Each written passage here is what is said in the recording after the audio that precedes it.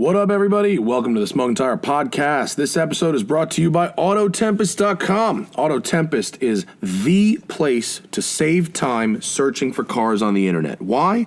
Because it takes that search entry information that you put in, all your criteria, and it just does all of that for you for all the sites. You put it in once, and then it goes through all the car sites on the internet and brings all that information back into one place. Cars.com, Cars Soup, Cars Direct, eBay Motors, Facebook Marketplace, even Craigslist. Autotempest brings all of these together into one place. Doesn't matter whether you make a lot of money or a little bit of money, time is money. And if you don't have to do things 2 or 3 or 10 times, then you are saving money. That's a fact. And so go to Autotempest.com every single time you are looking to search for a used car. Looking to sell a car? Autotempest.com's got you there, buddy. They go both ways. Autotempest.com, we really appreciate them. Just keep it in your head when you're looking for a car. We're also brought to you by Dillon Optics Sunglasses, the official eyewear of the Smoking Tire Podcast. See that awesome pair of sunglasses Matt's wearing in every single car video, and Zach's wearing too, and when they do the videos together, those are Dillon Optics, and they don't just look different with the matte finish lenses. They are different.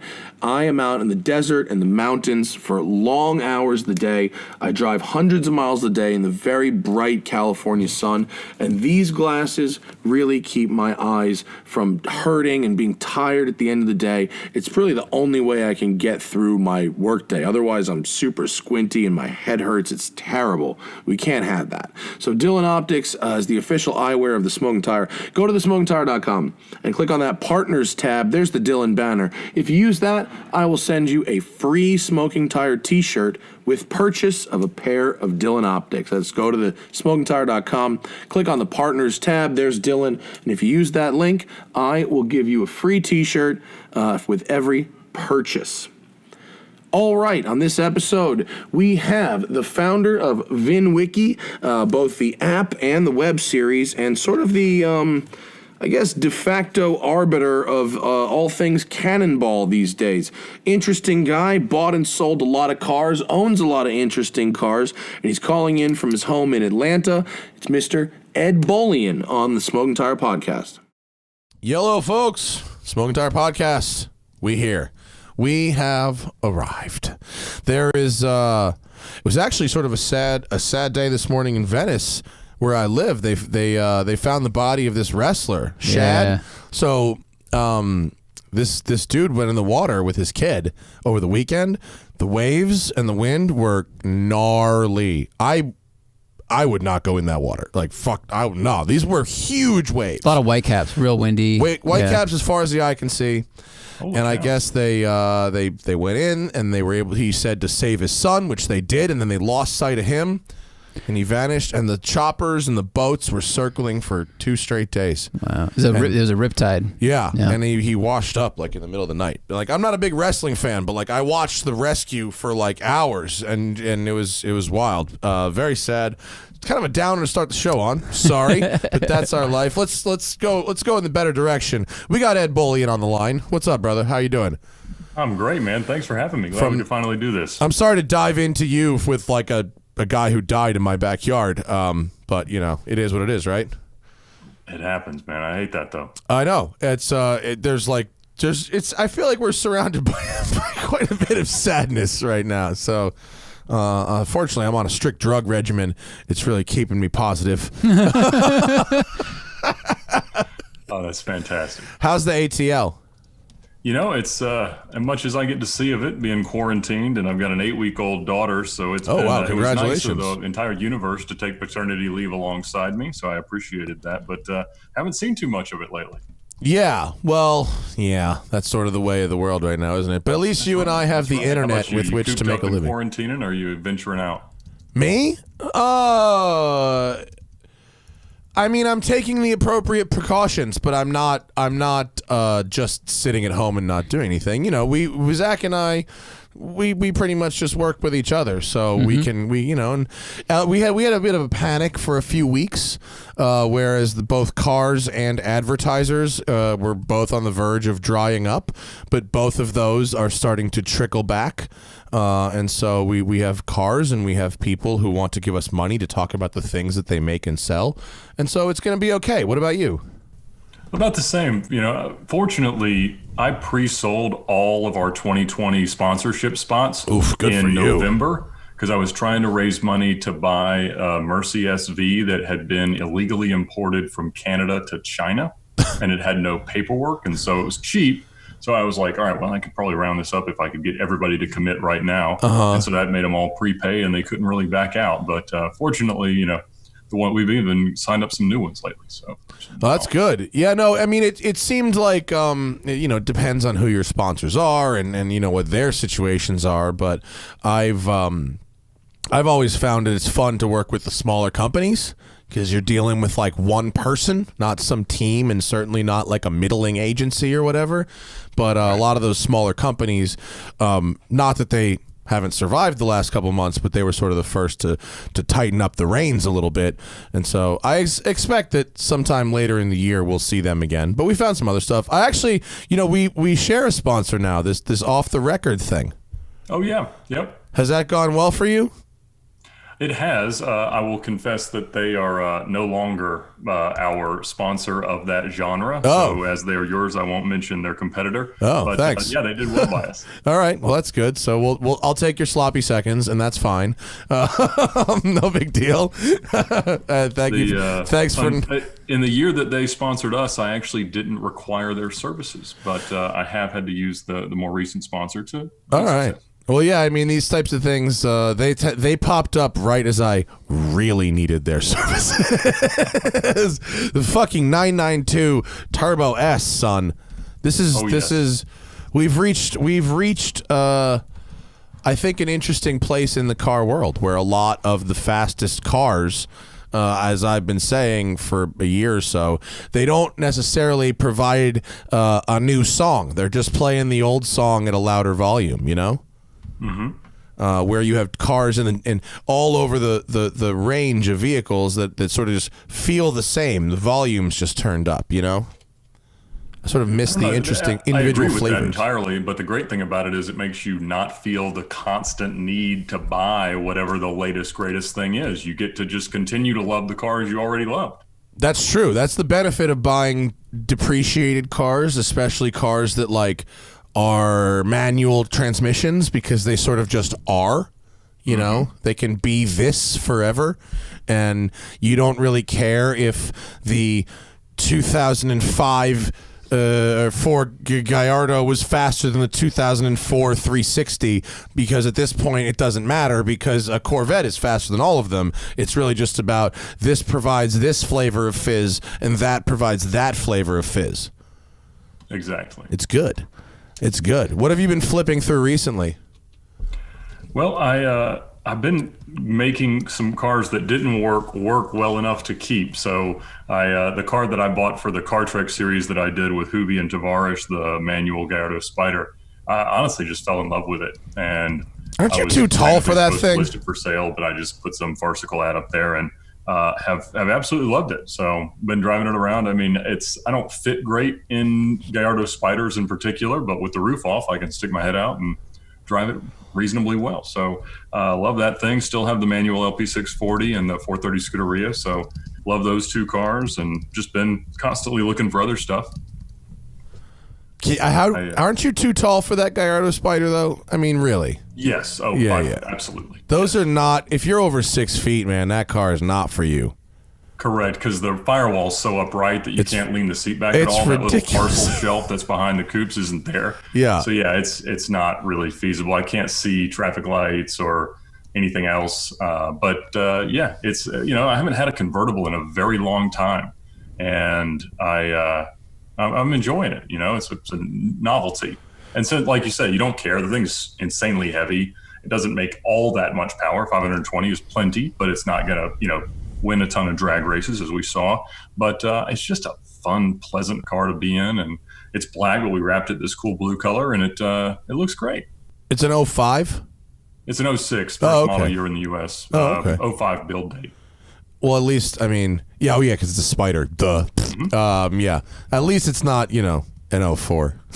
I've had 2 of those, one for the rental company and one from the prostitute, and neither were good cars. They are fucking terrible. PSA consumers, there's a reason 04s are $50,000 cheaper than 05s. It's a big difference, yeah. And they have these quirks that you just cannot fix. Like my first one, if you started it at night and you started driving it before you turned the headlights on, you were okay. But if you turned the headlights on and then started to drive, every error would fire off. That's hilarious. That's a September build date. I think I maxed out at 9 concurrent, like meaningful errors, not just like bulbs out. Meaningful errors like that. Yes. Yeah, you don't. There's not a lot of use for one of them. They're tough. They are. But everyone I know who is selling cars right now, is in that business, is pretty happy with their current situation at the moment. Apparently, those the odds, right? I mean, they're selling through stuff. They're selling through rare stuff. Like big, expensive inventory is tough. You know, the Huracans, Aventadors, 458s, 720Ss. Those cars are stale. But anything rare sells like crazy. Yeah. And I do think, we had Spike on the show the other day, and he was right. It's everything is terrible. The world is a fucking shithole. But the tiny little sparkle of goodness is that if you are into old cars, it's kind of a nice time to be driving around your old cars. Not a lot of traffic, not a lot of people out there. Maybe cops are arresting people for driving sports cars, but not your old shit. You get a pass if it's 30 years old. It's Absolutely. all right. You putting many miles on the Countach? I am, yes. I am at 33,000 kilometers, and I bought it at 26,000 kilometers. So I'm doing the work. I am doing the work. I have to schedule in time. It's hard, there's not a lot of places to fucking drive right now. I have to just give myself places to drive. Do you just have to make up places to just drive? Oh, absolutely. Yeah. You're like, I could stand to go drop this thing off that I borrowed 2 years ago from this guy. It's an hour away. It's the time for that to go. And then he can leave it outside so it, for 3 days so the germs die on it. Exactly. Yeah. Are you wiping down all your shit? You got a baby, so you have to, right? No, we were for the first few weeks. And then the CDC released the thing today that they said that's not even a real thing with this virus, that it doesn't really persist on stuff. So I think we're okay. Oh, really? Oh, wow. I'll continue my strategy of not obsessively wiping my fucking shit down. Well, and I don't think they've shown the kids could get it, so you could wipe stuff with your kid. And that would probably work. Absolutely. This is not scientific advice. So when it comes to let's talk about making videos, Ed, and doing VinWiki, and because you've I think when did you start VinWiki? It's not been that long, has it? No, we started the app we launched it June of 16, and we started the channel June of 17. That's a fast growth, man. I am jelly. What is the strategy? What is the secret? Just volume of upload? So when we started the app, we knew that there would be different things that we would do to evangelize the concept. And VinWiki as an app is just like a social version of Carfax. We crowdsource vehicle history. So we let anybody post information to any car by its VIN or by its license plate. And you do the normal social media advertising and presence and stuff like that. And we grew okay. We got about 5,000 users in the first year. And the ones that used it really got it. And they started building lists of interesting cars and collecting information that you couldn't find elsewhere. And it got to the point that if a car was used in the commission of a crime or something like that, it would fairly immediately pop up on the app, and the stuff that you wouldn't see on Carfax or AutoCheck would be in VinWiki. And so that was working, but it wasn't growing at such a pace that we were about to monetize the app through ads or sell subscriptions or anything like that. So we were just kind of waiting around to see what we could do. But when I would let guys drive my cars and make YouTube videos about it, we'd see a nice bump in growth because they'd mention the app and people would download it. And back then, if we got 100 new users in a day, it was amazing, a mind-blowing thing. So I knew that there was a way to convert from YouTube. And so what I thought was, I'll just get my friends together. We'll just sit around in my warehouse, have some beer and pizza, and we'll just tell our best car stories. And I had collected a lot of my best stories from selling cars and renting cars and driving cars and put them as sort of the chapter intros for the book that I'd written about the Cannonball record. So I had a lot of mine kind of neatly and recently arranged. And so we just sat there and we recorded the first 25 in a day. I think 8 or 9 of them were mine. And my thought was like, we're never going to develop our own YouTube audience. So what I'll do is I'll have them edited, put them together with some good graphics and intro, outro, and then I'll just give them to someone who already has a channel. And so I offered them to DeMuro and Tavarish and Patterson, That Dude in Blue, TJ Hunt, other guys that I'd met through different things, Ferretti, and I might have even asked you. And I said, but the thing about YouTube analytics is they're very descriptive rather than prescriptive. So they'll kind of tell you what happened, but not necessarily like what's gonna work. Yeah. And so everybody can only assume that if they're comfortable with their level of success, the thing they can do is don't do anything differently. And so the idea of adding another show or another type of content doesn't really work in that. No, I was punished for doing that. So we just ended up starting to release them on our own channel, and it started to grow like crazy. I think we had set a benchmark of like, well, we got 25, let's say we average 2,000 views per video, 50,000 views, then we'll maybe make some more. And I think we got 800,000 views on those, and then it just kind of started to grow. Now, that didn't mean it looked like it was going to be like a viable revenue source, probably for another 6 or 8 months, until I remember the first time I made like $100 in a day on YouTube. I was like, holy cow, this is crazy. Yeah. It took me a while. It took me like maybe like a year to get to that point. Yeah. But it felt weird when it happened, right? Yeah. It still felt bad because the math we were doing was horrible. The math we didn't value we valued our own time at zero. And so the very minute that I thought, hang on a second, our time might actually be worth something, I realized that we were just losing an insane amount of money. Right. Well, fortunately, and the only salvation to the continued production of VinWiki was the fact that it was immediately converting to new app users. Yeah, well, so we went up to like probably 100,000 app users in that first year, and we just passed 300,000. So YouTube is great if you're trying to sell something else with it. My friend, I said, YouTube is great if you're trying to sell something else with it. If the views themselves are the end goal, it's much more difficult. And selling traditional advertising and stuff like that. But if your videos are serving to promote something that someone can spend money on, that's better. Larry does that. That's exactly right. Yes, the detail supplies guys do exceptionally well. And especially Larry because he makes his own shit. So is it? Did you follow the volume? Are you doing every day? Is that what you do? Weekdays, 5 a week. Yeah, 5 a week is tough. Not burnt out yet? No, haven't really, and we have plenty of content because the model is somebody sits in this chair and tells a handful of stories, and then we release them, one of theirs every 2 or 3 weeks, as after they leave. And so, like even during this pandemic, I usually have 6 to 10 weeks of a backlog shot.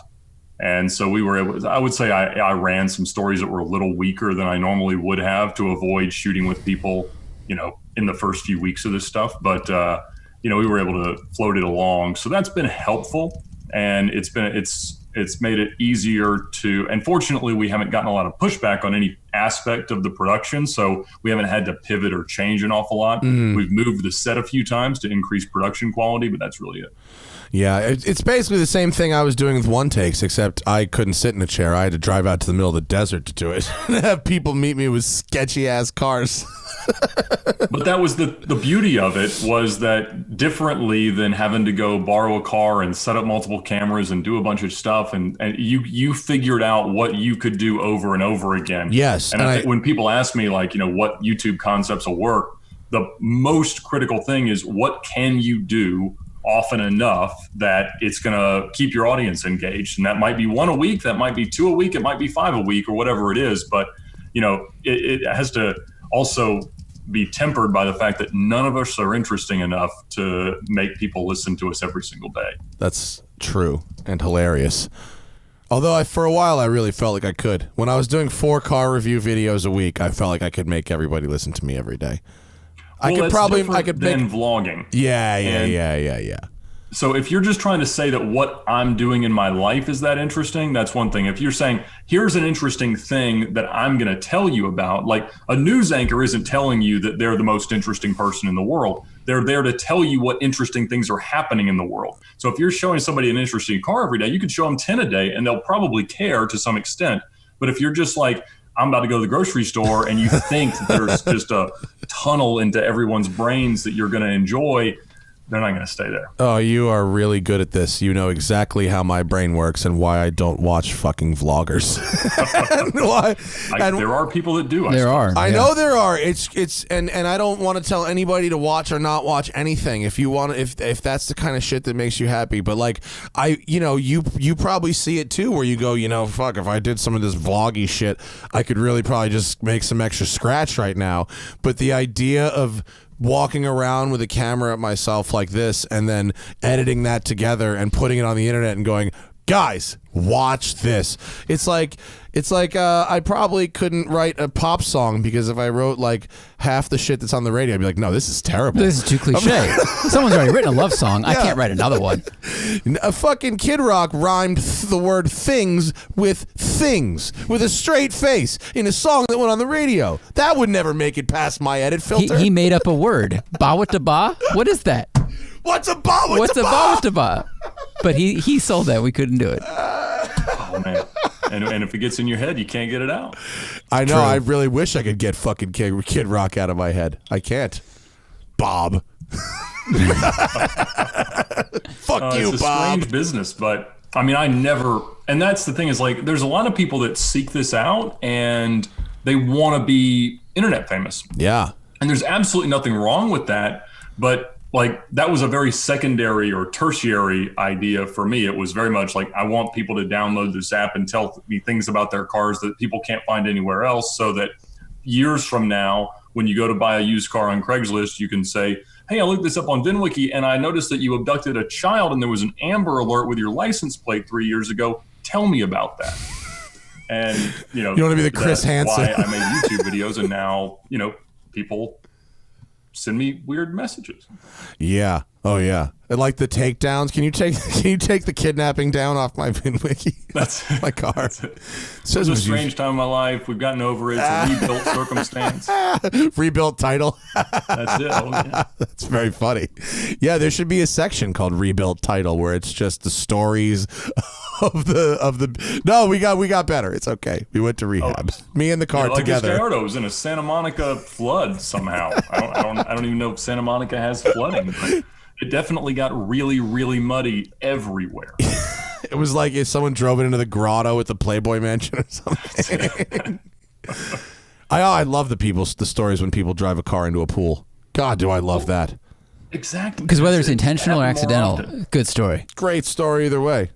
I mean, oh man, I'd really love to. Jeremy Clarkson got to do it on Top Gear, drive a car into a pool. Right. That was probably the pinnacle. That's when he knew he made it. It was like when he said they had a meeting, like, what do you want to do today? It's like, I think we're ready. It's the pool. I was talking this morning to someone about Top Gear, and we were specifically talking about do you remember the BMW X6 review, where it was one of those ones where they wanted to spend as much money as possible to review a mundane car, and so they tried to drive the X6 up like a wet grassy hill in England, and the tires were just spinning and it just couldn't do it, and they're like, just to be sure, we found a wet grassy hill in Portugal, and then we found a wet grassy hill in Africa, and then we found a wet grassy, and they shipped this fucking thing all over to find wet grassy hills. It couldn't go up. Just to spend the money. I was like, this is like a $200,000 gag to just show this thing spinning wheels on a grassy hill. Incredible. An amazing way to burn cash. They must have had a cap on salaries, but not production costs. And they're like, all right, mother, Here we go. And that was before they started to have the throwaway 13th episode, where they were like, we only have enough money to make 12 of these things, so this one's going to be mostly studio, and if you're perceptive enough, you're going to notice that we really mailed it in. What would you do with $1 million an episode budget, Ed? Oh my goodness gracious! Right? We don't even know. I remember seeing Bam Margera and thinking, like, that's what happens when you give a dude $250,000 a week. Like, this is what he does. It's like a communal caravan fire. Like, if you gave any of us $1 million a week to do something, I mean, it would be explosion after flyover after barrel roll after insanity. Yes, it would be super crazy.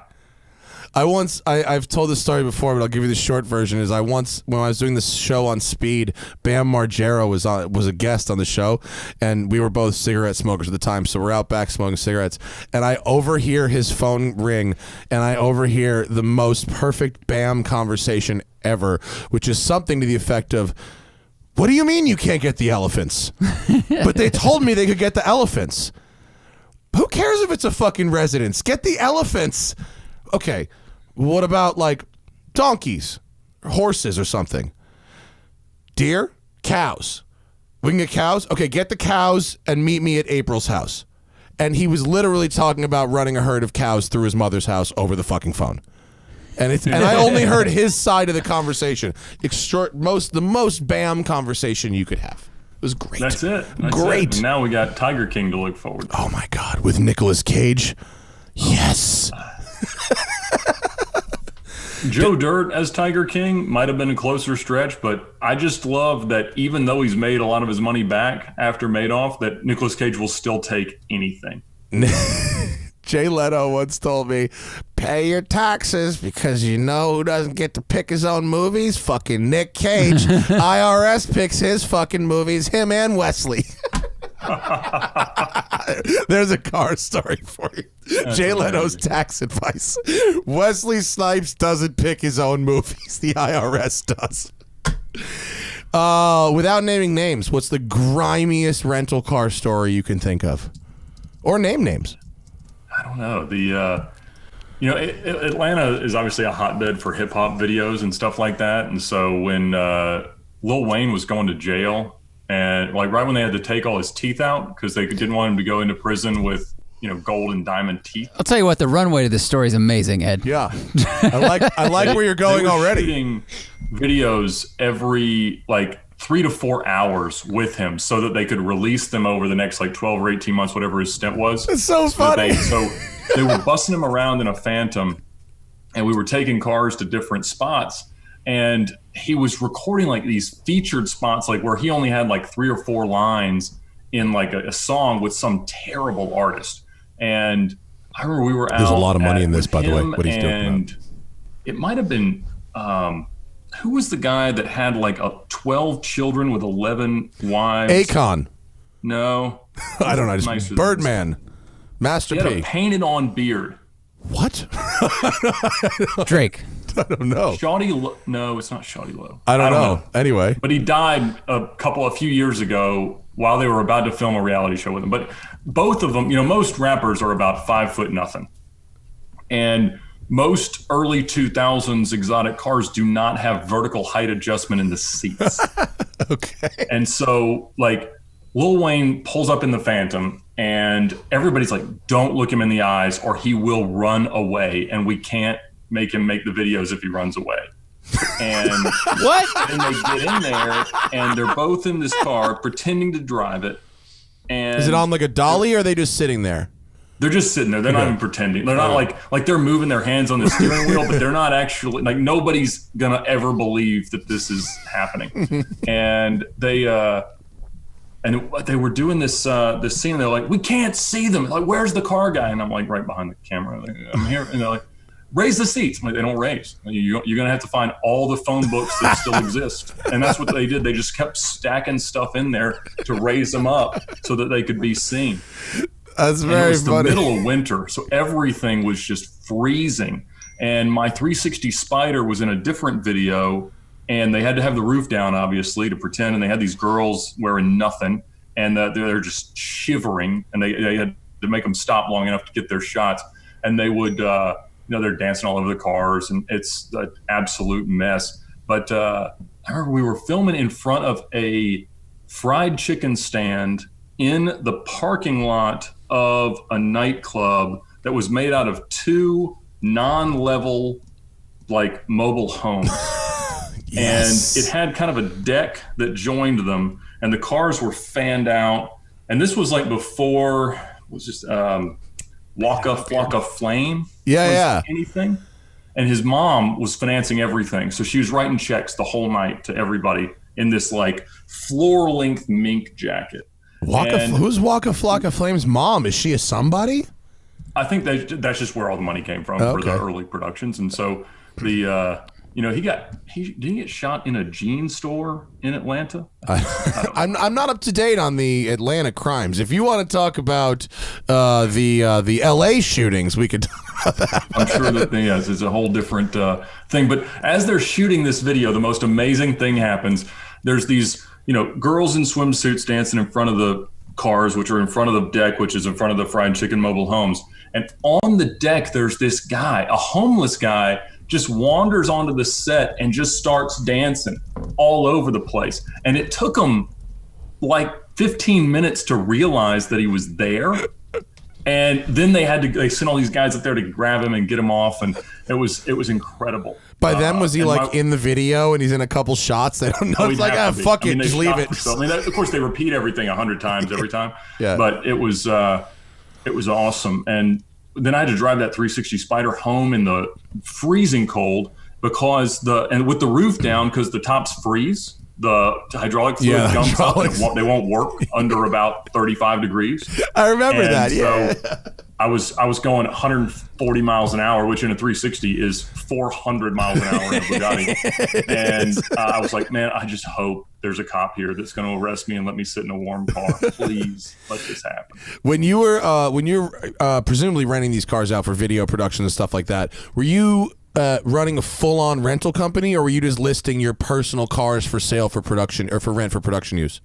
No, it was a full-on rental company, with everything. Yeah, it wasn't just the early stages of Turo. All right, no, because I was just gonna there's good money in that, as you well know, in renting cars out for productions if they're the right cars, of course. Right. And I've done a couple photo shoots for commercial with my Countach.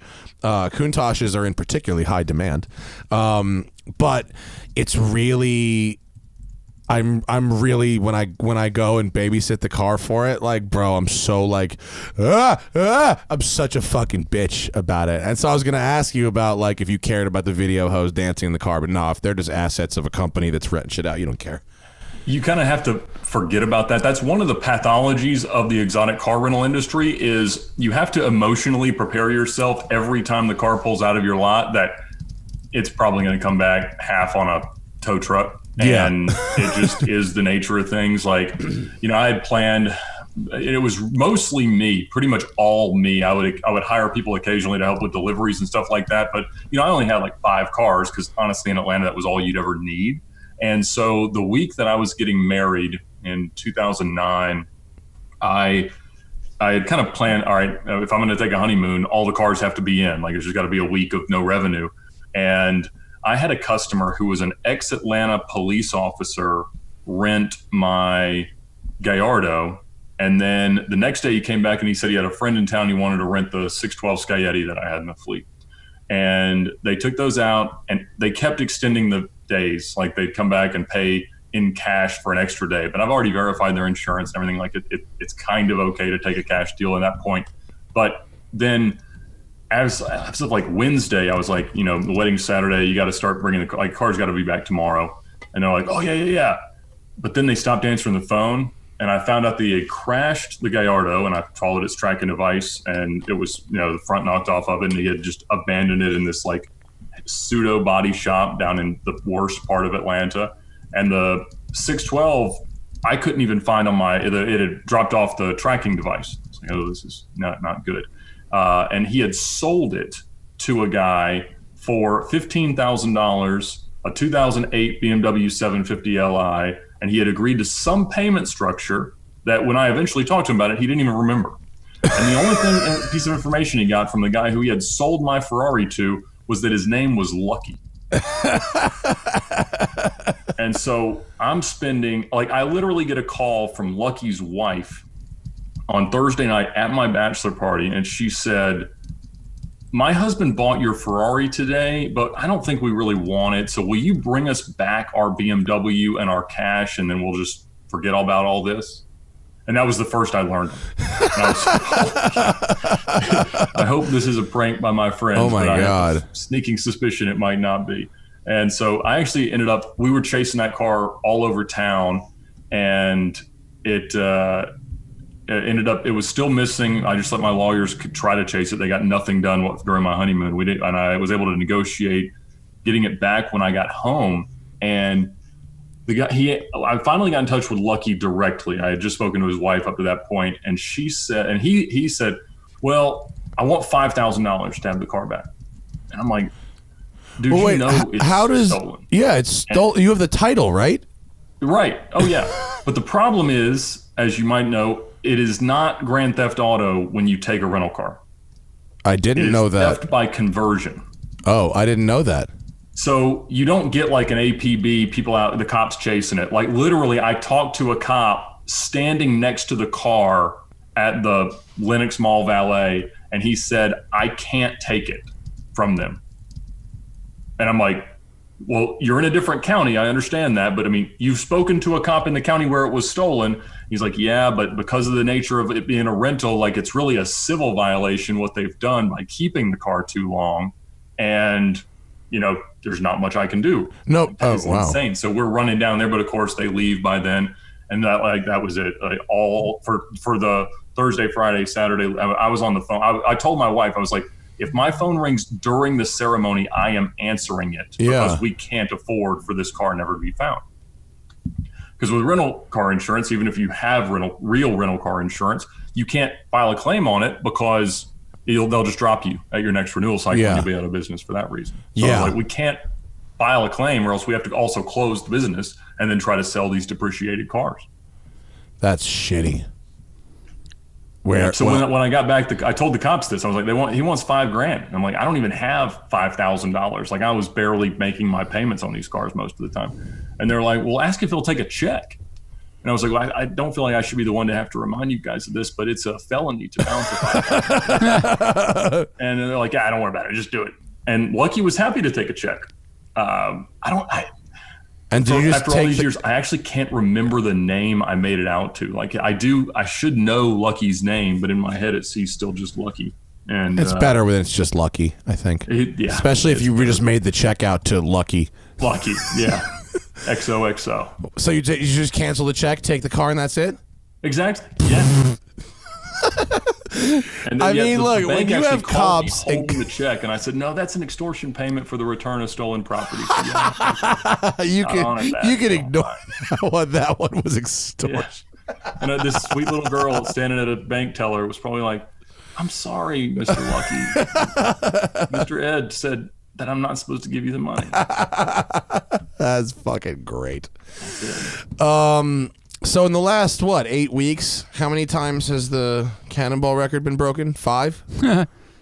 Well, I guess it's only been broken 3 times, but it's been my time that took 6 years to beat has been beaten 7 times because certain people tried and didn't beat the record, but still went faster than that. Oh, okay, yeah. But it's been broken 3 times. Yes. And so it's now at what? I'm not allowed to say, but it's below 26 hours. They want to wait a year on the Alex Roy program. I'm glad somebody finally has. For a minute, I was like, "Oh, we're just gonna like make it to LA and put this on Instagram." Huh? That's how this is gonna go. Like, I was getting under the impression that like if you made it without getting stopped, that they were just sort of like, "Well, what the fuck?" Hashtag police, like and subscribe. Yeah, that's it.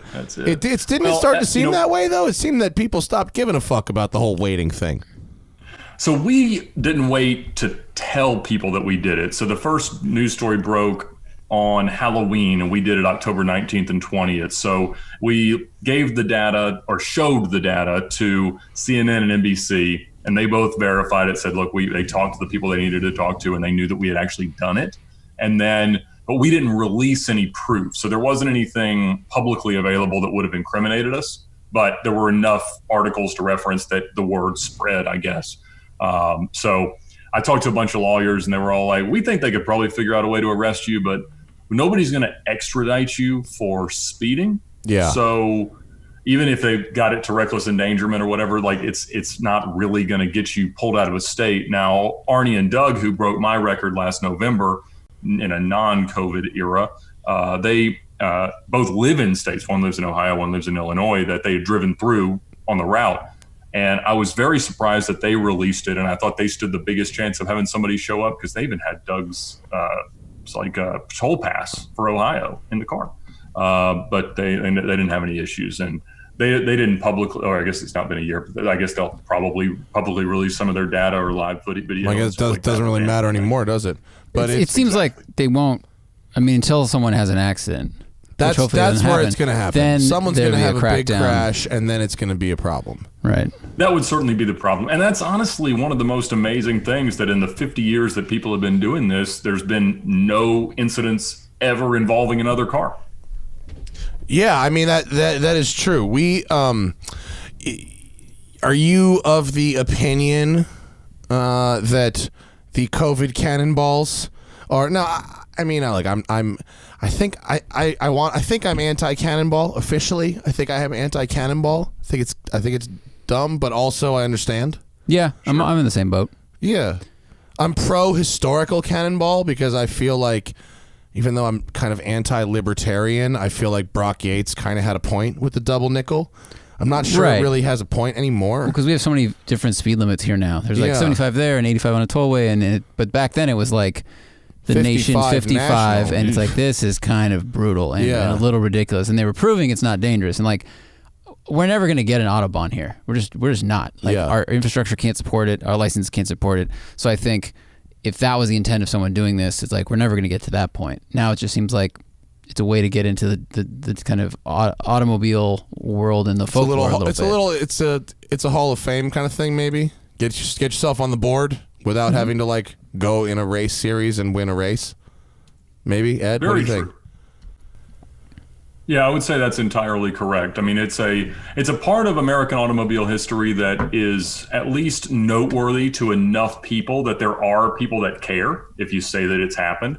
But it's very, when I was considering doing it, I felt like as a multivariable equation, as a problem-solving task, I thought it appealed to a lot of the things that I wanted to test about myself, that I wanted to prove to myself, and it gave me this really crazy goal that I felt like might be remotely within reach. Whereas, running a full season of some advanced and high-end sports car racing, there was no way I was going to raise the money to do that. But I put together every dollar I had, bought the most depreciated car that seemed eligible.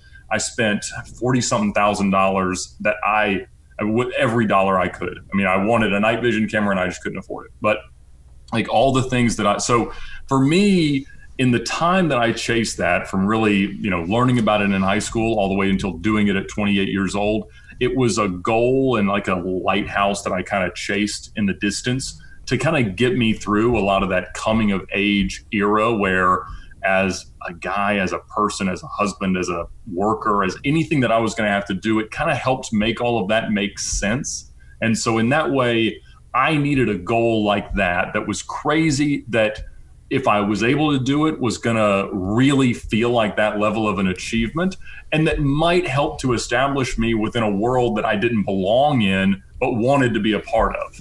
And it did those things. Mm-hmm. Like, it carried me through dark times. It helped me to have something to look forward to and to chase.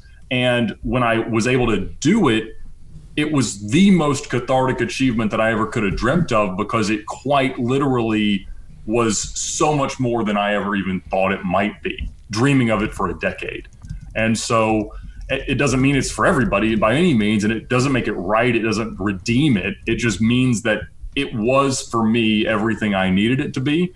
And I think those are the best kinds of goals, whatever it is. When I wrote my book, that was the angle that I took, because I kind of opened it with a letter to my son, who was born about 41 weeks after we got to the Portofino. And he was like, I don't think this is your cannonball, but there is some idea that you can chase for a meaningful part of your life. And if you can find that, and it can help you in the ways that this helped me understand myself, understand where I fit into the world, and have something like this to look forward to and hopefully one day achieve, that the only person happier when you get to that finish line will be me. And that's kind of what Cannonball was for me. Yeah, it's the same, Alex tells a similar story of need. It's like you don't even want to continue life without doing this thing. I don't have that thing, so I can't say I relate, but like I understand if you have that thing, it's a relatively achievable thing to like attempt it at least. You know what I mean? And if you are prepared and do the right things, you can do it. Do you think the coronavirus cannonballs get the asterisk? I don't think we'll know yet. I think when you look at a competitive idea and there's a unique circumstance that makes it considerably easier to do, then you don't know if those times count until after it's over. And in the event that it destroys the pursuit, I think it needs an asterisk. If nobody feels like they could ever challenge it in even a 5 to 10 year progression of technology, then yeah, I mean, there's no reason to say that like just because somebody was ready to go in this 6-week period, like that's when they do it. So it's not for us to ascribe right now or assign, but I think, I expect these times will be looked at differently. And it's not like there's rules to this and there's not a governing body. There's not some sanctioning arm of the SCCA that deals with outlaw cross-country road racing. So it's one of these things that those of us that care, like, Alex hates it as much as Alex can hate anything this week. I don't know that it's our position to come out and say that somebody else's brand of law breaking is different than ours and try to condemn it. But, it's definitely weird. And from the people that I've talked to that have done it in both ways, that had tried it before and tried it now, they say it's not the same game. I mean, there's just nobody out there. Well, yeah. So, I spoke to Alex about it and he made his points about how, he made some type of analogy about if you were the fastest horse rider or something across London during the bombing, would you still do it? And okay, I see his perspective. But then I suppose, yeah, if you had an accident while doing some crazy speed and if that accident resulted in emergency supplies not being able to get where they need to go, then yes, you would feel guilty about that. But then I thought about it more and I was like, the fact of the matter is, like, although there is a pandemic going on, the drastic reduction in traffic, especially interstate, not on the interstate, but interstate travel by normal cars, obviously some trucking has to continue. But I think that the risk that Alex was talking about with me is overblown compared to the obvious benefits of there being so few cars on the road. Yeah.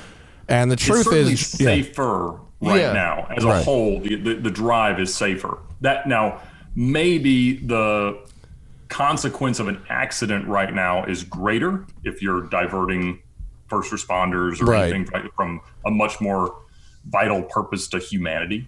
But no, I mean, certainly the likelihood of a bad outcome is considerably lower right now. Yeah. I think, you said it. What brand is your brand of law breaking somehow better than my brand of law breaking? And it's all fucking law breaking. It's all dangerous and it's all dumb. And you're obliged almost to condemn all of it. But I think although the times probably will end up having an asterisk, I think morally I'm okay with it. I think okay with to your guys' point, COVID cannonball relative to normal cannonball. Yeah, it's categorized the same way in your moral warehouse. It is. Yeah, I think it is. I think morally, if you're going to say that people are doing cannonballs now, I don't think that morally you should specifically not do them because of this. I think agreed, but an asterisk would never be assigned on a moral basis. I agree with you there as well. An asterisk would be assigned on the conditions under which such a time was set.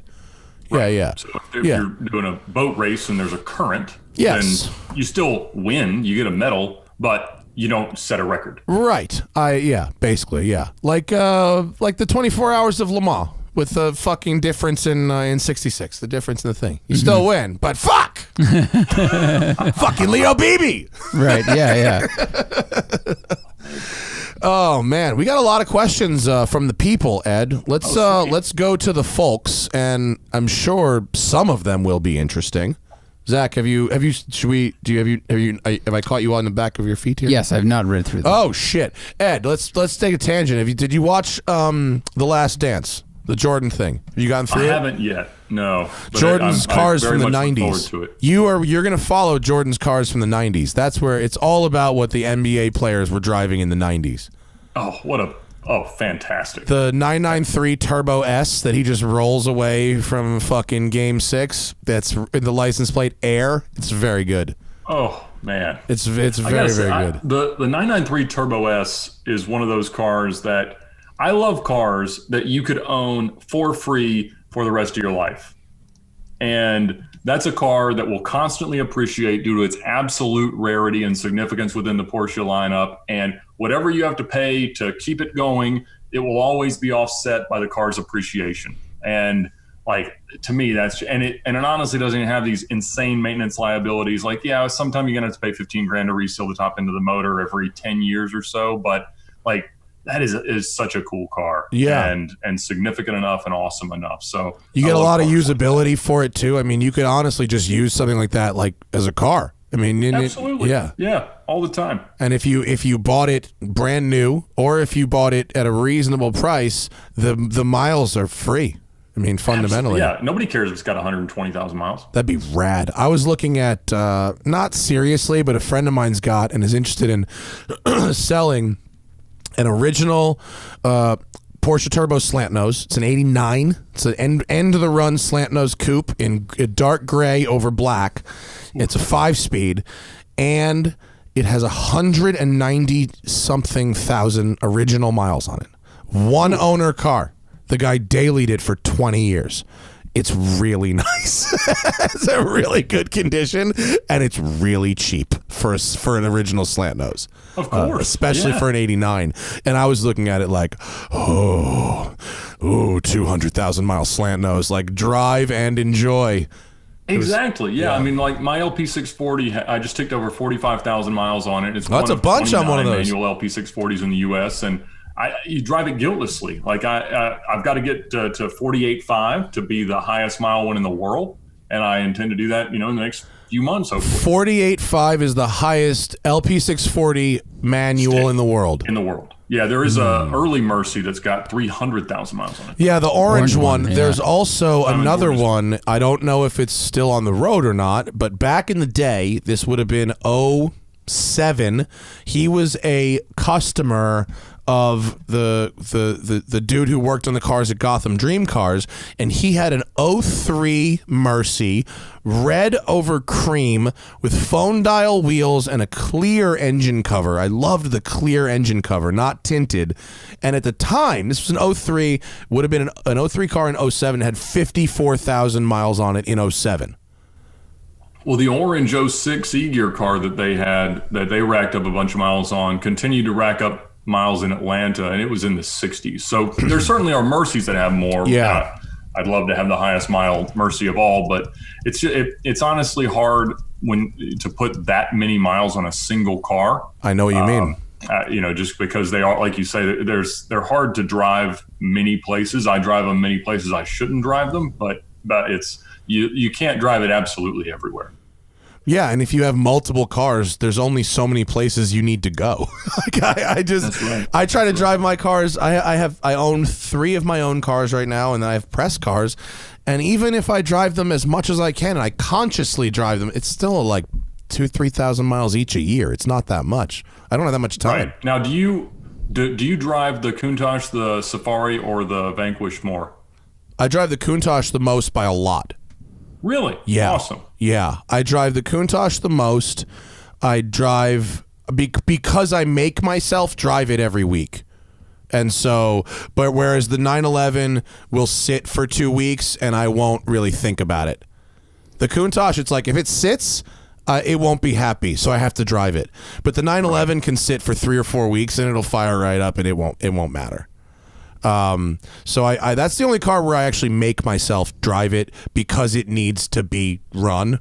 The other cars are very easy. The Vanquish is fucking, other than having to take my shoes off to drive it, which removes its practicality in a bunch of ways. It kind of sucks. The GT car, you can't wear shoes to drive. It's a little stupid. You can take it to dinner at any Jimmy Buffett restaurant. Just step out shoeless. I need like formal flip-flops, like a formal clog or something like that. Is there a Yeezy clog? That'll work. That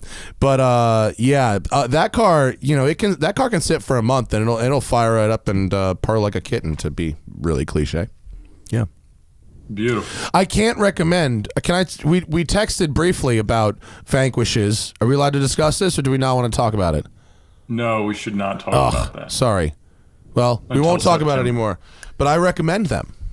Men in Black moment there. I recommend them. They're fun, and I thought the bottom of the depreciation curve was 2 years ago. It's not. It's now. Well, COVID asterisk. There may have been a recent low point removed from the market, so that helped you out. They're at the point now where nobody really wants to spend the money to maintain a cheap one properly. The people who have the really good ones are just hanging on to them and doing whatever.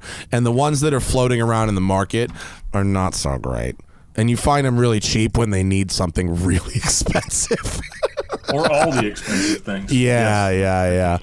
I can imagine that would be true. Yeah, but what I'm seeing that I've really got my eye on is like late model V8 Vantages, like V8 Vantage S's for like in the 40s. Those seem quite nice. That seems like a good place to be. That's a great car. Yeah.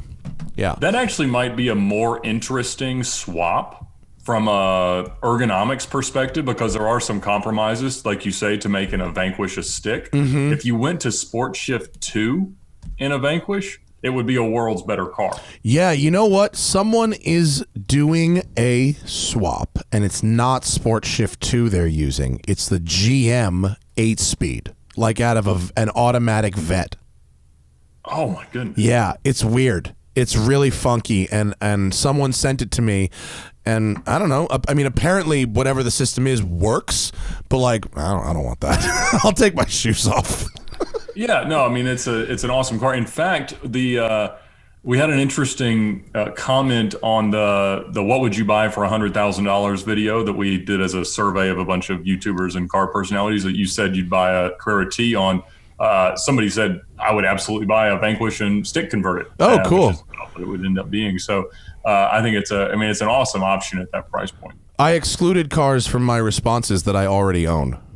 I didn't really know what the rules were with those, but there are no rules. Yeah. But you can vote with your own pocketbook at any point. Yeah. Spoiler alert: for $100K, I would buy a Carrera T in a manual, and I'd go visit Batim and have him put some bits on it. Mm-hmm. Batim at BBI says 600 horsepower Carrera Ts are easily attainable with factory reliability. That's insane. Which I am about. That is crazy, man. That's fantastic. Sweet Lord. Fully about. Zach, what do the people have to say? We got a bunch of questions from the people. First one's from Kevin Knucklewich. He says, Ed, as someone who is also from ATL, which one of these is better for a commute from Vinings to Decatur? A CPO AMG wagon or a CPO Porsche Cayenne hybrid? He's got $65,000 and his work has free charging.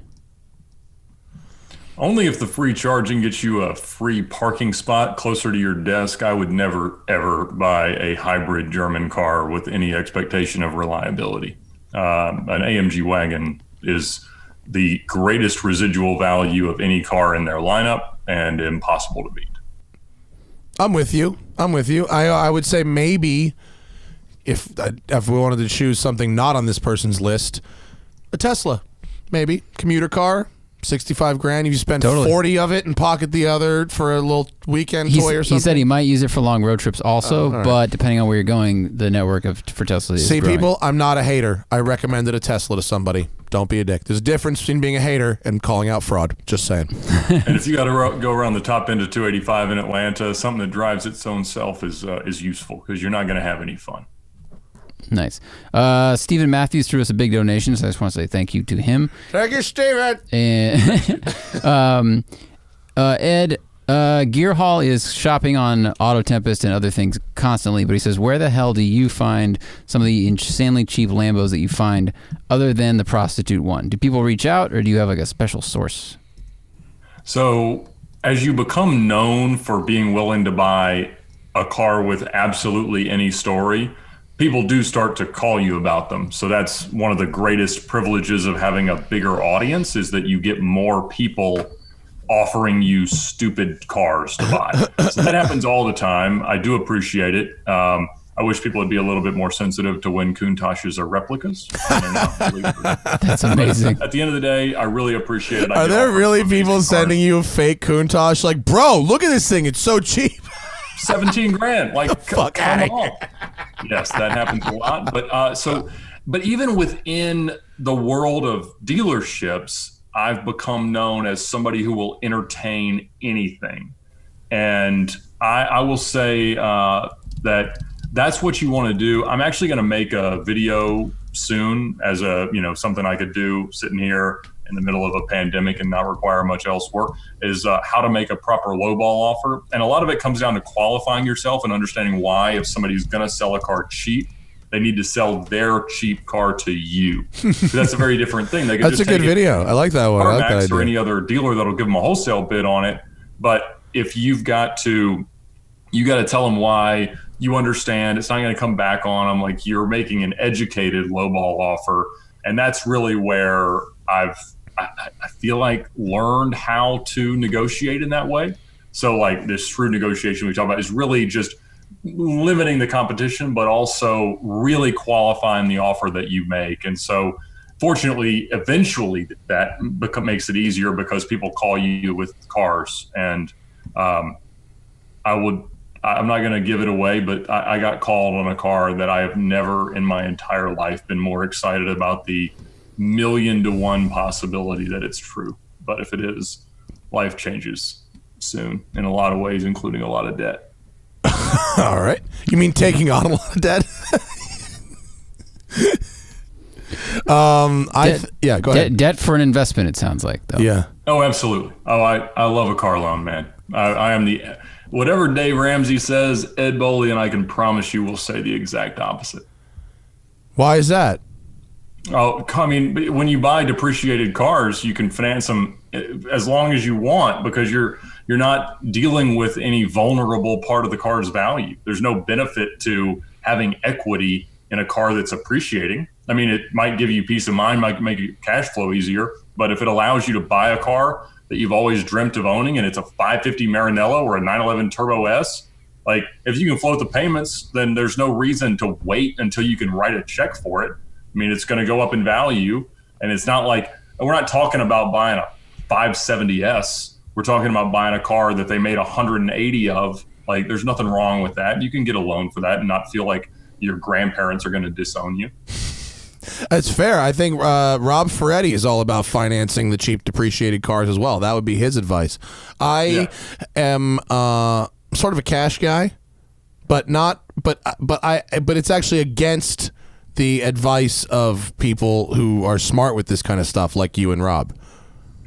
I just don't need another thing. Mentally freeing to own all your cars. Like, I'll say, I went from having I financed every dollar of the first manual LP640 that I had. I couldn't have bought it, didn't have a chance to. But because I bought the right car and then it appreciated, I was able to buy with the profit the worst example of that car on planet Earth for cash.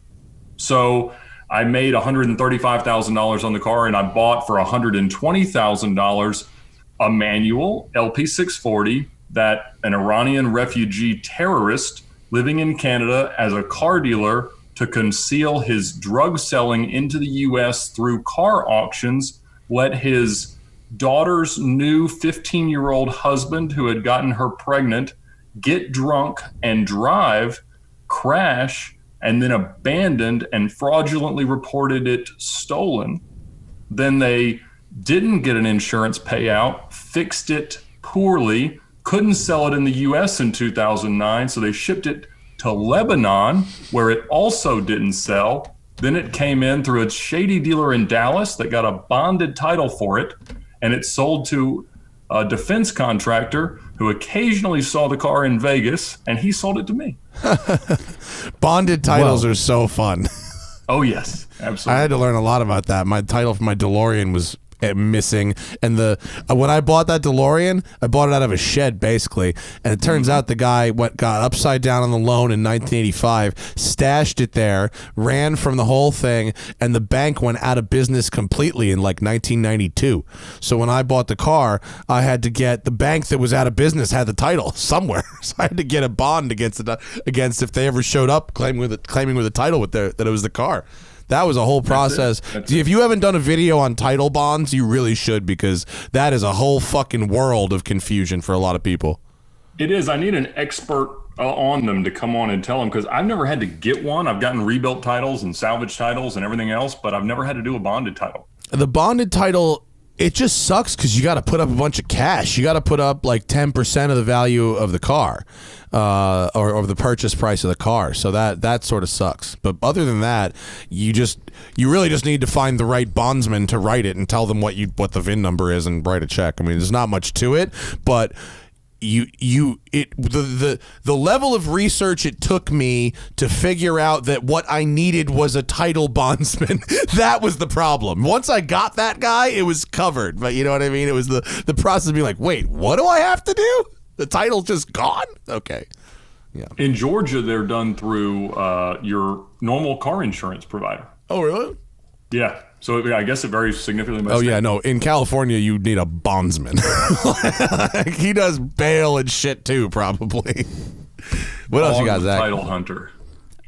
Two related questions I'm going to lump together. Someone basically asking, is now a good time to shrewdly negotiate for a quality used Aston, Porsche, Ferrari, other exotic? Other people are asking, like, we get this kind of every day. Do we think the market has bottomed out on exotic cars and cars in general?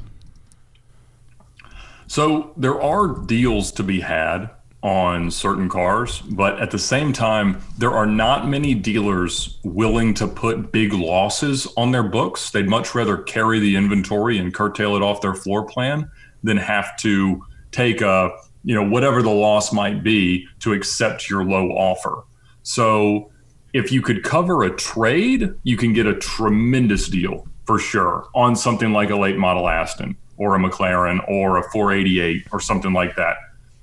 It's just putting yourself in the position to do that. But if it's just sitting stale on somebody's lot, I have not met many dealers willing to take losses on cars.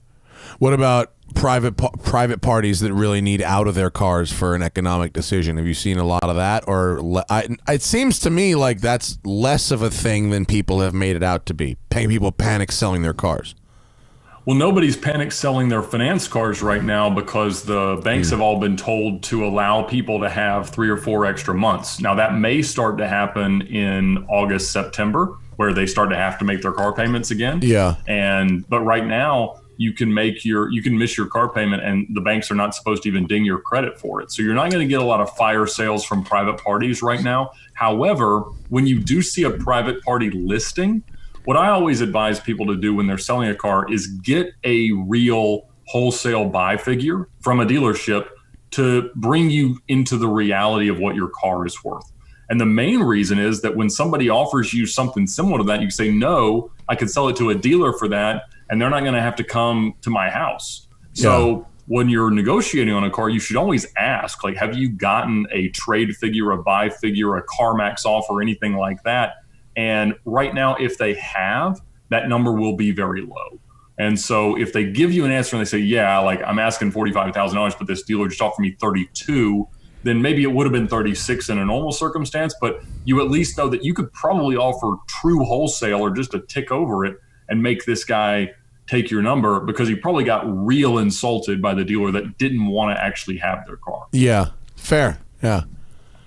Is now a good time to buy a 2007 Phantom, because that seems delightful.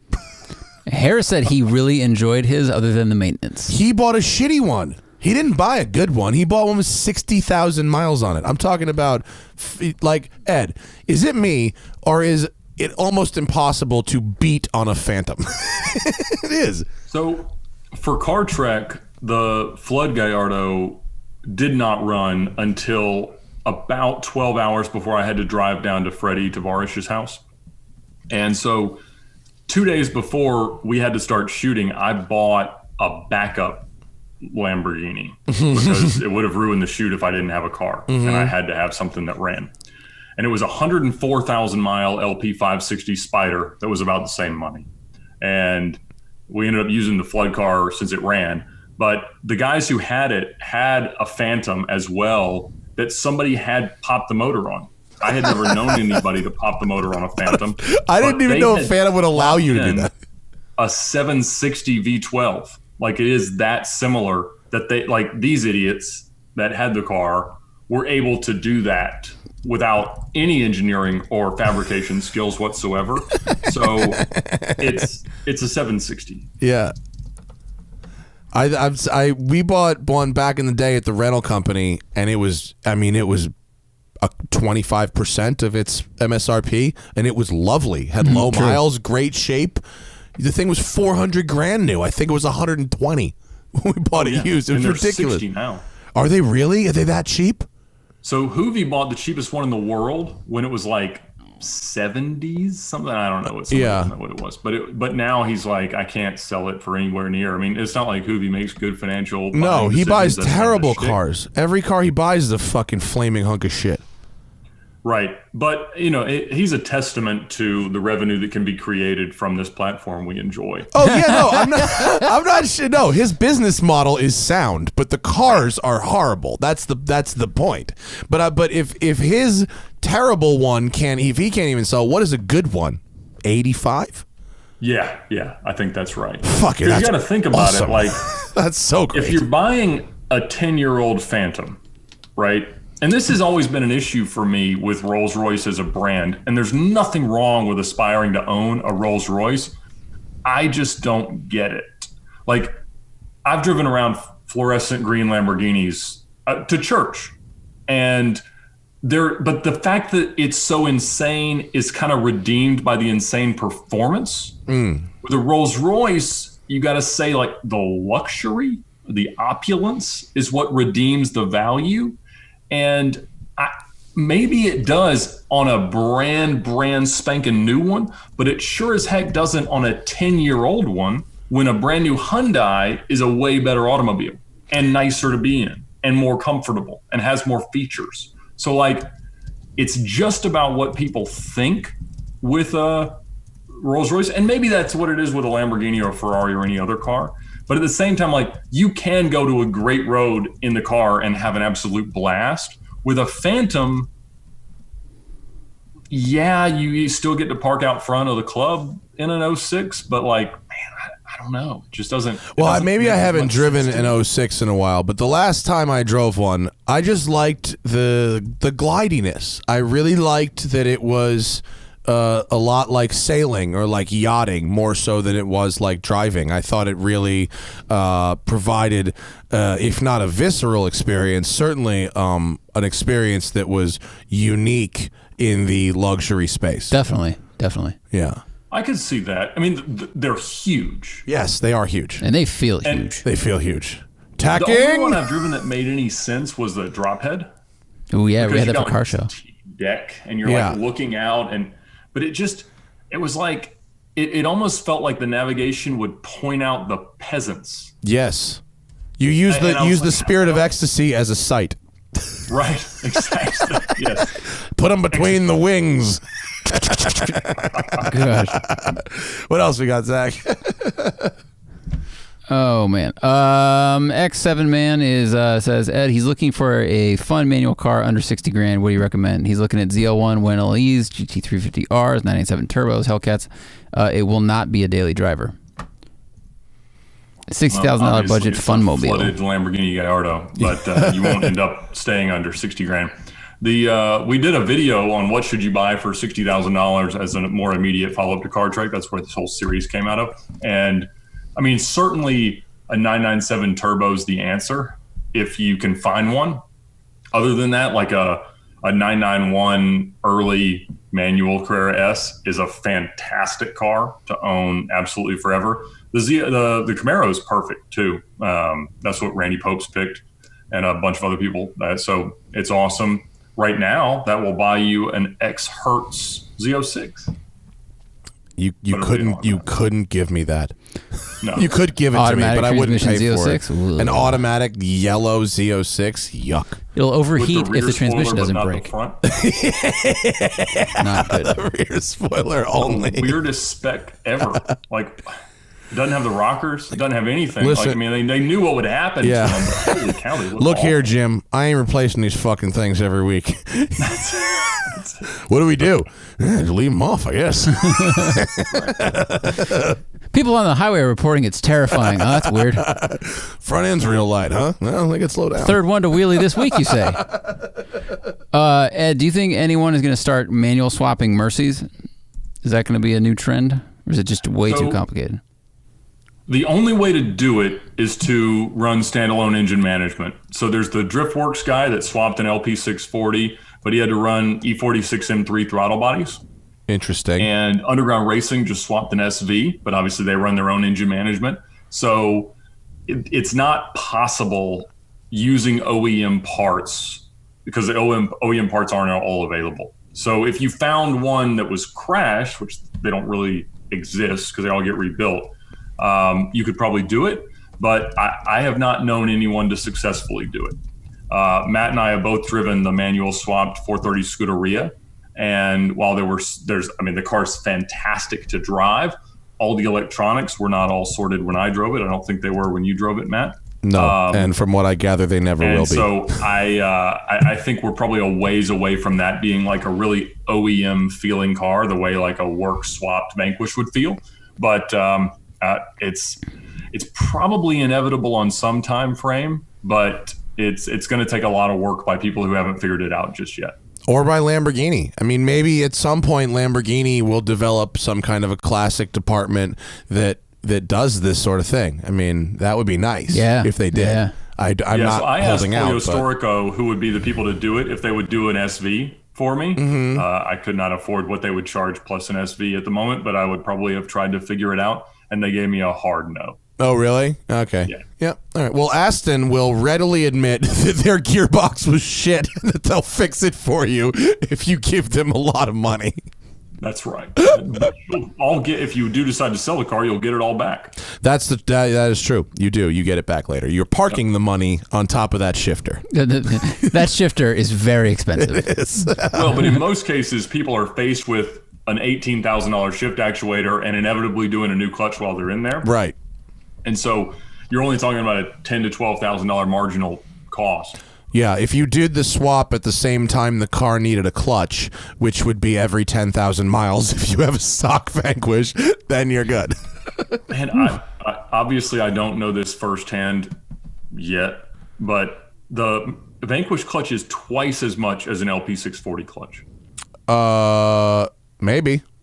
The physical part or the labor charge to do it all? No, the labor is only 16 hours. Yeah, the labor is not that big of a deal because from underneath you would take it out like you would a Viper, like you do in a Mercy. Yeah, but they just charge a ton for it. $4,800 list. What? Cost. Really expensive. And it's the most basic clutch made by AP Racing that I could have found. Yeah. If I was looking for one, and it's ridiculous. Yeah, there's a lot of Vanquish parts that are really, really expensive. And there's some other stuff that's just Ford shit in a different box, like the fuel pumps are F-250 fuel pumps. RS. Yeah, there's some. Do they use in the Focus RS also? Yep. Fuck me, they're still using that fuel pump? It works. It's also for like the 2006 F-250 with the 6.2 gas motor. It works in that too. Well, and I have a regular Vanquish clutch.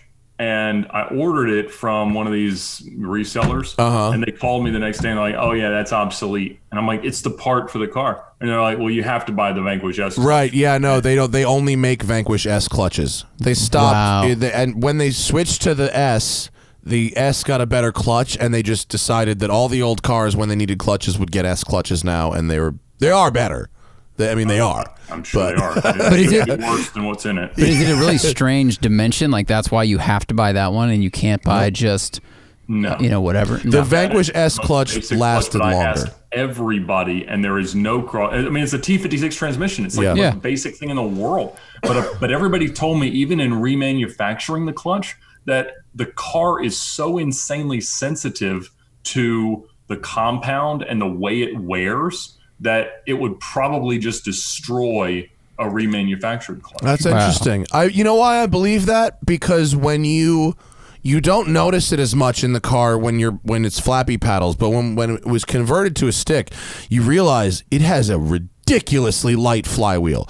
It revs like a bike. Vroom, vroom. It's like, and you have to be very, very careful on the to balance it out. So it's not surprising that the flywheel clutch assembly is somehow very, very sensitive and finicky. That lines up. Wow. Yeah. That's like the Princess and the Pea or something. How interesting. Yeah. Neat. Okay, cool. What else you got, Zach? Someone just asked what route we took on All Cars 1. We used Backcountry Discovery Route map for Washington, so you can buy that map online. Someone took your advice, Matt, and they rented a Mustang and went to Bill's and went canyon driving. This is Trevor Long. He said it was awesome, great conversation, great food. Thank you for that recommendation. You are welcome. First track day tips. He did suspension, tires, brakes, fluid. He has a lot of seat time in the street on the car. He just has never been to the track. So let's see. How would you rate the New York safety track? Oh, so he's going to his first track day. Okay. This is Nick, it's the guy. Going to his first track day. He did all the stuff we normally recommend. So it's kind of like, what other tips are there about going to a track day? Physically go. Be on time. Pay in advance and go to the driver's meeting. Mm-hmm. And do not be afraid to raise your hands and ask questions, because your question is probably not as dumb as you think it is. That's one of the biggest things is like, I think especially in your 20s, you're very much like, I can handle everything. Mm-hmm. But if you're going to a track where you're going to be going 60 to 140 miles an hour, and if you're not sure about something, that's a place to ask. Yeah. As far as the New York safety track, I've heard of it. I've never been there. I'm sorry. But I've heard it's kind of small, right? Isn't it like motorcycles and stuff they do there? It's like a smaller track. Ed, do you know that track? New York safety track? I have not, no. But it sounds like it would be a glorified autocross course. Yeah, but I think it's bigger than that, somewhere between autocross and full track size. But it's, I don't know. The on-track videos seem nice. It seems like they run a lot of motorcycles there. Yeah. There's a track map for you. 2 miles long. 2 miles, okay. So Lime Rock sized. All right, what would you guys rather own? A CTSV 2016 and newer, or a Lexus GSF? GSF. CTSV. CTSV is a phenomenal automobile. I fucking love driving those current gen CTSVs. They are just drift machines. But you couldn't give me a car with Q. No siree. Yeah.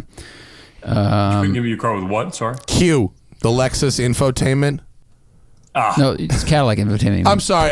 Cadillac infotainment. And Lexus is also bad with the mouse, but Lexus not as is bad, but not as bad. Cadillac's infotainment. It's horrible. See, I've never bought a car based on any of that, like the way that works, because none of the cars that I like and have any of that worthwhile. Like I actually don't even have a radio. There's a hole in the dash of my Mercy. So like the idea of long-term ownership prospects and high-performance Lexuses is abysmal. So the audience for CTSVs gives you limitless mobility if you ever wish to sell it. It's super cool and rowdy and perfect. I mean, I can understand if that's an objection, but if you're not buying it based on the navigation system, CTSV. Yeah, it's infuriating. But I understand why somebody would like it, because it's a 4-door Z06. No, it really is. There's no physical buttons. It's all haptic feedback, LED lights that you touch. It's really, really bad. But it's offset by the fact that it's got Z06 power, Z06 steering, and Z06 brakes, and it's a ripper on the racetrack. It's great fun. What else we got? Trying to tell people to stop asking questions. Oh, it's the fourth time I've told them. Cut it off. We're just going to take your money and then not do anything with it. Yeah, and I don't want to do that. I tried to refund somebody right there, and I don't know if it worked. So sorry, fuck out of here, Zach. Get rid of that. I don't know refunds. This is a one-way street, bro. Someone asked if we'd ever have Seinfeld on to talk about cars. I think the answer is, of course. Just sometimes people pay for these questions. Yes, but also no. The only way you can keep famous friends is by never asking them for anything. Life pro tip. Was that a subtle "I'm friends with Jerry Seinfeld" brag?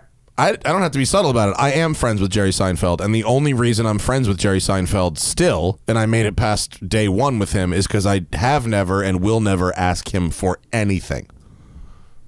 Nice. Yeah. He's a nice guy, though. He's cool. Nothing is gained by him coming on this show, because you go on his show with Spike and talk about the exact same thing. Yeah. I mean, I would love to meet him. It'd be great, but like that's really what it would shake out to. Yeah. All right. Prashanth Paniker says, we always recommend the S197 with Maximum Motorsports kit for like $20,000, but at what point is it better to just jump to a C6 Corvette?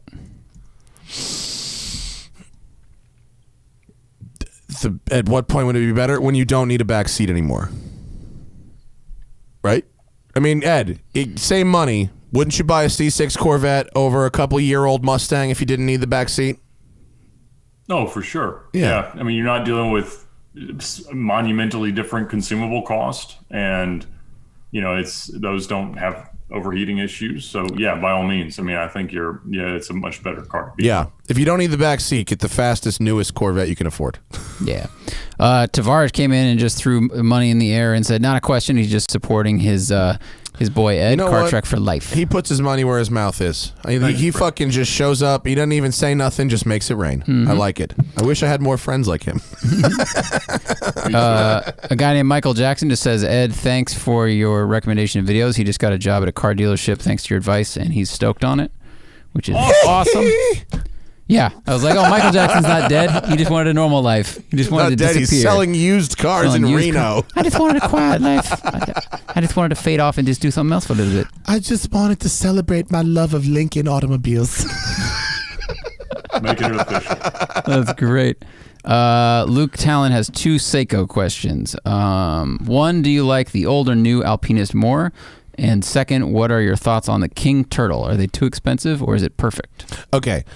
I'll take the second part first, Alex. King turtles are basically the same as regular turtles, except they have a sapphire crystal with the date bubble. Like, some people don't like Rolexes because they put the little magnifier guy over the date, the bubble.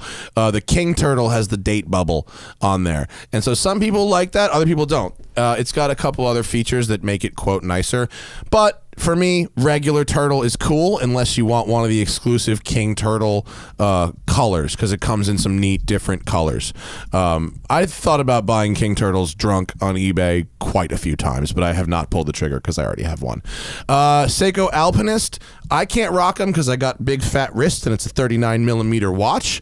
I think the old one with the green dial is great. I also like the new one. I have never held the new one, so I don't have a preference. But an Alpinist is a lovely watch. You could buy it for a reasonable amount of money, wear it every day for the rest of your life, and never feel like you were missing out on something, as long as a 39mm watch fits your wrists, which should be rather slim for a watch of that size.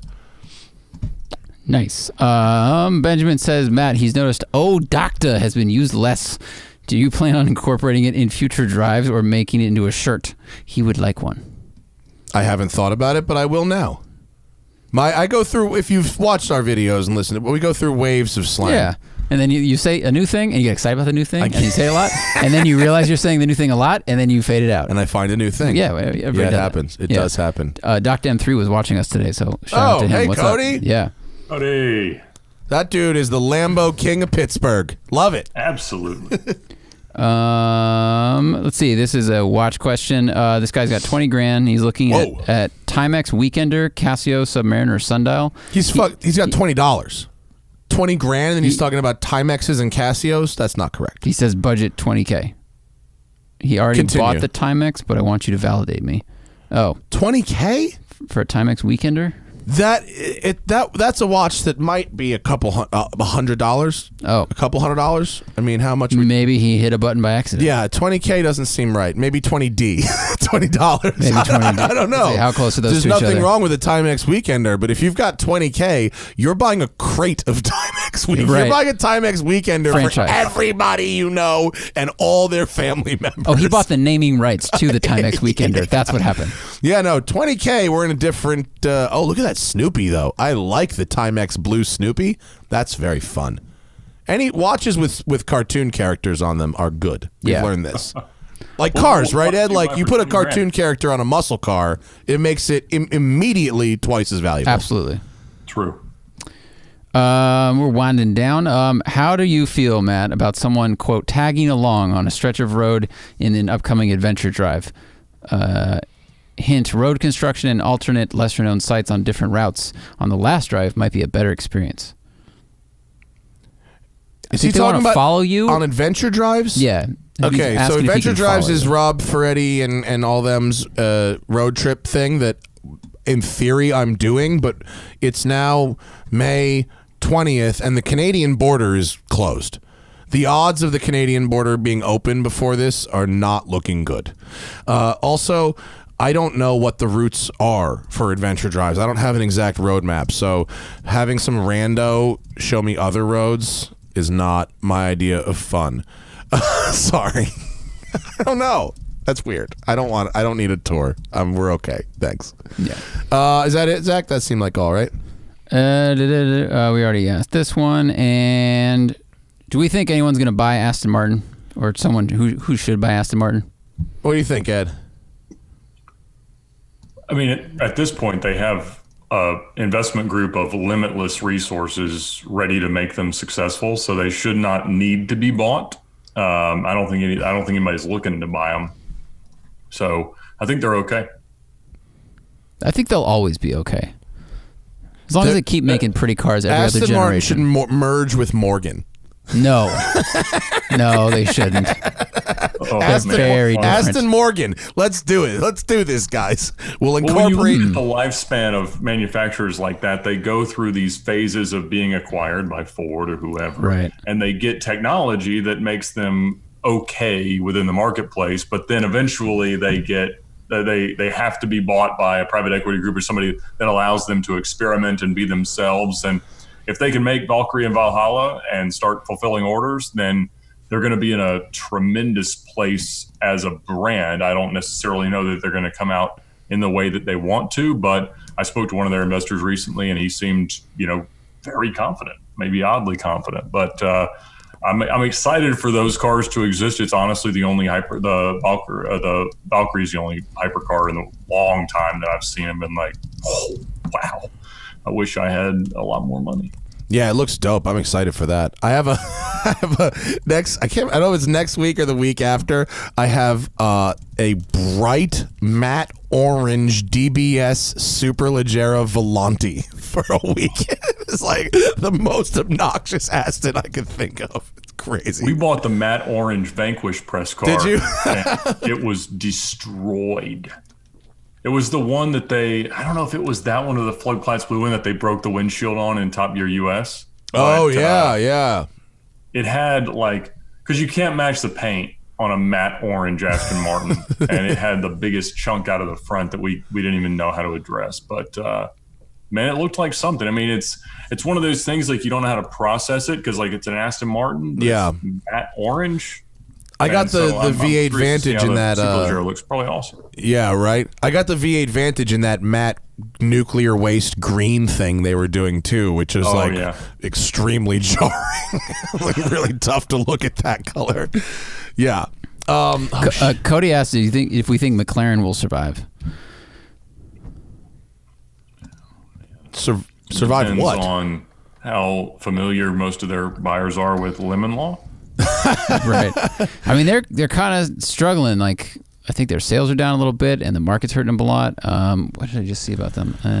I mean, they have built too many cars, I think. I mean, but I really like driving them. I hope they survive. Yeah. I really want to continue driving. That's the thing is they didn't exercise enough restraint in the release of the cars, and I hate that because we were a McLaren dealer at Motor Cars of Georgia, now Motor Cars of Atlanta, and I sold a ton of them. And there's nothing if you Pepsi challenge F8 or 488 and a Huracan Evo and 720, you're gonna buy the 720 because it is so much more exciting. But if you really thought about putting your money into it, it's hard to not buy the Huracan because the residual is just so much more secure. Yeah. Yeah. Cody said they're looking for more money. I think they also have their technology group though. They have so many different. I mean, I know McLaren Automotive is a separate part of it, but They do other things, which is but good. they just mortgaged or got loans against all their historic cars in their building. Did they really? Oh, shit. That's not good. That's not a good sign. It's not, but I'm sure they had a line of people being like, "Yeah, you can owe me money for that F1 LM that sits in the lobby all the time. Just feel free to pay. Don't pay. But the address is different. Yeah, I'm just gonna pick it up. I would love to write you a line of credit on that orange LM. What do you want? Couple points? No problem. What a darn car! What is the money no object car, Matt? It's that. Yeah, I went out when I was younger. Let's see, how old would I have been? I think I was 21 or 22, and I had just graduated from college, and I went out with Ralph in his LM. He drove, and I had a passenger seat go. That was some exciting shit. I mean, that was really. You put on the air traffic controller headphones, and you hear the open pipes, but also the gear whine because it's got straight cut gears, and it's that was really something very, very exciting and different. Yeah, that's the shit right there. Yeah. For those who don't know what I'm talking about, how long do you think we have until they are worth more than GTOs? Not long. I mean, I how could they not be? When was the last? How they're rarer than GTOs. That's the problem. Is GTOs are commoditized. Yeah. I mean, they're faster, and I think our generation is more into this. Like that, I think all of those shifts will happen. Yeah, I think when we lose a couple of the older generation, when was the last time an LM changed hands, dude? One sold for 30. Yeah. I mean, if that's the last one, the next one's going for 50. And what's the GTO rate? 40? 48 was the public auction record, but what's his name? McNeil bought one privately for 75. The silver one. Was the silver one the only one that's never been painted? I didn't know it was that one. I thought it was 60s, but shoot. Wasn't that the only one that was never painted? Oh, interesting. I didn't know that was I think the silver one was the last. Car is worth more, but I mean, unless there's always been this theory that there wasn't necessarily enough market capacity to absorb that many interesting cars. So unless something crazy like the Sultan of Brunei's collection gets auctioned off by RM one day, there's not enough people. Like you couldn't sell 10 McLaren F1s this week, right? But you can sell one periodically, once or twice a year for. At the moment, a road car is maybe, I don't know, between 12 to 15. 5 for a terrible car, up to 20 for the most amazing one. And shoot, I mean, how about that? Yeah, they are amazing. They're fucking crazy. That's my money no object car. Before we get out of here, did you grow up in Atlanta? I did, yeah. How old are you exactly? 34. Okay, he's a little younger than me. Do you remember? Let's go back to the 90s because I spent my younger years in Atlanta in Buckhead. And do you remember Formula One imports? Mm-hmm. You remember that business? Whatever happened to them? Because that was where I made my mother take me every Saturday to sit in all the gray market Italian cars when I was like 6 through 9 years old. So they faded away as FAF Ferrari, which was purchased by the guys that had Ferrari of Atlanta, and then Paul Spruill's Lamborghini dealership, which was purchased in 2003. So as those two kind of became the places to go, and I think Formula One imports, and I could be totally wrong about this, got wrapped up in the Gold Club stuff, which got all the Knicks arrested. Oh, I don't know this story, but something tells me I should. Is that a strip club story? Club bust where there was non or extracurricular activities related to such a emporium. Oh, yeah, as you do. Right. Well, that's just as an Atlanta person. I haven't asked an Atlanta person what happened to that place because that was the place when I was a kid. Man, there was like all the gray before Lambo and Ferrari like had dealers here. It was just this gray market store that had brand new Italian shit. First Diablo in Atlanta, I was sitting in and stuff like that. It was cool. Yeah, that's the thing is like cars. Seeing an exotic car back then was such a different experience because you didn't see them all the time. There was we actually made a video about how many $1 million cars there are on Earth today versus like 10 years ago. And it's I think based on the statistics we looked at, we thought it went from about 10,000 to over 100,000. 100,000 $1 million cars. Wow. And wait, are we talking about cars produced new, or are we talking about collectible cars that have appreciated into that level? Both. So certainly there weren't $1 million cars produced 10 years ago. Like there was a Veyron and that was it. Yeah. Until a Veyron, there was no $1 million car sold. And so, but now between cars produced and cars that have appreciated, it's incredible the number that exist. Wow, that's so many. And the number of $100,000 cars sold every year is now, I think, over 250,000 worldwide. Wow. Which is nuts. That's a lot. I never thought about that. In 2001, when the 996 Turbo went over $100,000, because most 993 turbos were like right around or a little less. Like, I don't know that there had ever been $100,000 cars sold, like, ever in the history of the world. That's so interesting. Wow. All right, we can end right there. There's some expensive-ass cars in the world. Go see a lot more of Ed at VinWiki. You pull that up, Zach. There it is, VinWiki, and download his app. Right? Subscribe, whoever's browser's looking at me. Our subscriptions, I don't watch videos on the internet. Sorry.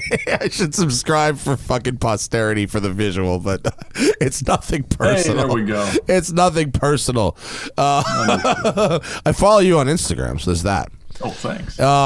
Yeah. See all the snake pictures. Yes, exactly. Ed Bolian on Instagram. You can see lots of pictures of a flooded out fucking Gallardo spider. Right. Thanks, dude. Great show. Oh, thanks for having me. This was a blast. What else do you want to promote before we get out of here? Anything? Oh, nothing. Check out Car Trek on Freddie's Tavares channel, and we'll do another one shoot in August to be in September.